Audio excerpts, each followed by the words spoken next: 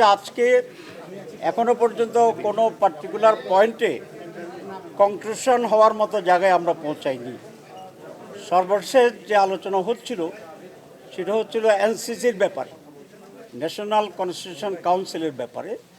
এটা কিছুটা অসমাপ্ত আছে, আমাদের বক্তব্য এখনও সেখানে হয়নি, কিন্তু আমরা নীতিগতভাবে যেটা আগে লিখিত দিয়েছি এখনও বলছি, আমরা এনসিসির পক্ষে এরকম একটি সাংবিধানিক ব্যালেন্স কমিটি থাকা উচিত, প্রতিষ্ঠান থাকা উচিত, যারা সাংবিধানিক এবং বিধিবদ্ধ যে সমস্ত সংস্থা আছে সেগুলার নিয়োগ এবং নিয়ন্ত্রণের ব্যাপারে ভূমিকা পালন করতে হবে।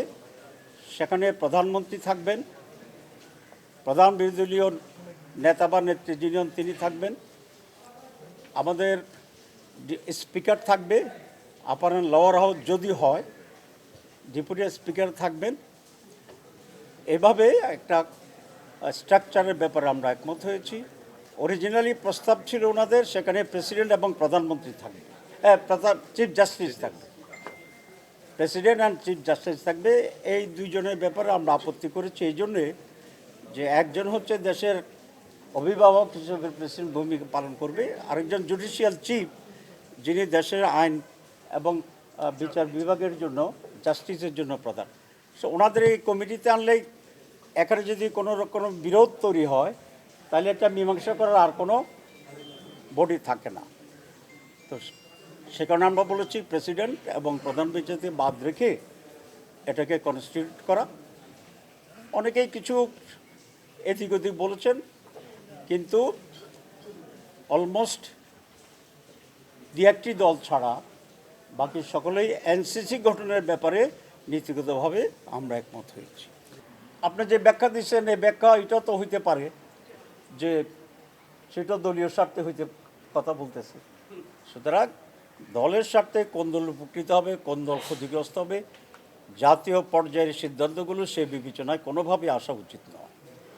আসতে হবে যেটা হওয়ার দরকার, যেটা হলে দেশের জন্য ভালো হবে, কল্যাণ হবে, স্মুথ গভর্নমেন্ট হবে। এটা আমরা মনে করি যে বাংলাদেশের 54 বছরের অভিজ্ঞতায় আমরা দেখেছি যে কোনো একটি শুধুমাত্র প্রধানমন্ত্রী বা যখন প্রেসিডেন্ট এত বেশি পাওয়ারফুল হয়ে যায়, চেক অ্যান্ড ব্যালেন্স না থাকার কারণে তারা ফ্র্যাঙ্কেনস্টাইন স্টাইলে দেশ চালাতে চায়, তারা স্বৈরাচার হয়ে যায়, তারা ফেসিবাদ হয়ে যায়, তারা একনায়ক হয়ে যায়। সুতরাং বাংলাদেশের জন্য কমপক্ষে, আমি বিশ্বের সারা দুনিয়ার কথা বলি না, the present situation of practice in the government আমাদেরকে যদি ব্যালেন্স করতে হয় তাহলে অবশ্যই এরকম একটা বডি থাকা উচিত।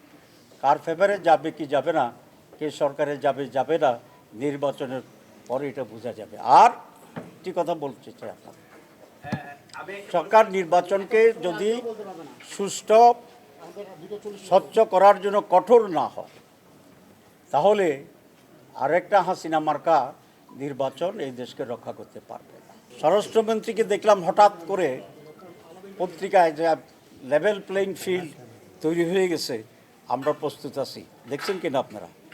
আমার কাছে এটা মনে হইল যে উনি লেভেল প্লেইং ফিল্ড কীভাবে বোঝায় উনি বুঝে না। যিনি একটা বিল্ডিংয়ের তালা খোলার মতো ব্যবস্থা করতে পারেন না এক মাসেও, 300টা কনস্টিটিউয়েন্সিতে উনি কীভাবে আইন শৃঙ্খলা রক্ষা করবেন, এটা খুবই একটা বিস্ময়ের ব্যাপার।